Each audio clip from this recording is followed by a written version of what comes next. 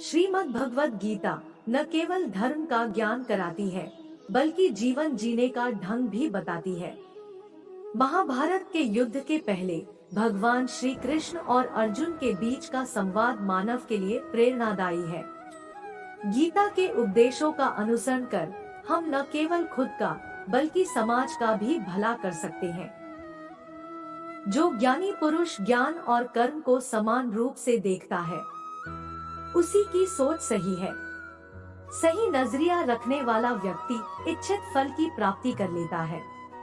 इसलिए व्यक्ति को ज्ञान और कर्म में समभाव बनाए रखना चाहिए। मन बहुत चंचल होता है और वह सदा यहाँ से वहाँ भटकता रहता है। अशांत मन को योग और ध्यान का नियमित अभ्यास कर वश में किया जा सकता है।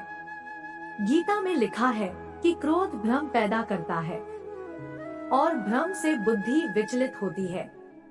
जब बुद्धि का विचलन हो जाता है तो तर्क करने की क्षमता भी क्षीण हो जाती है। जब मनुष्य में तर्क करने की क्षमता नहीं रह जाती तो वह पतन की ओर अग्रसर हो जाता है। इसलिए क्रोध से बचना चाहिए। मन बहुत चंचल होता है, इस पर नियंत्रण करना बहुत जरूरी होता है।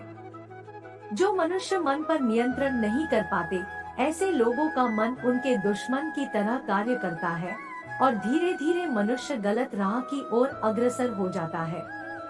मनुष्य को हर दिन आत्मचिंतन करना चाहिए।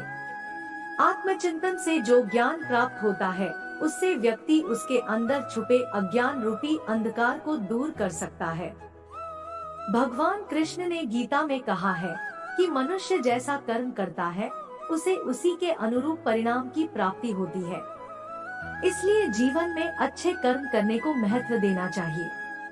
मनुष्य जो चाहे प्राप्त कर सकता है, यदि वह विश्वास के साथ इच्छित वस्तु पर लगातार चिंतन करे तो उसे अवश्य सफलता प्राप्त होती है।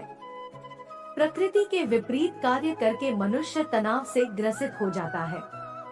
यही तनाव मनुष्य के विनाश का कारण बनता है।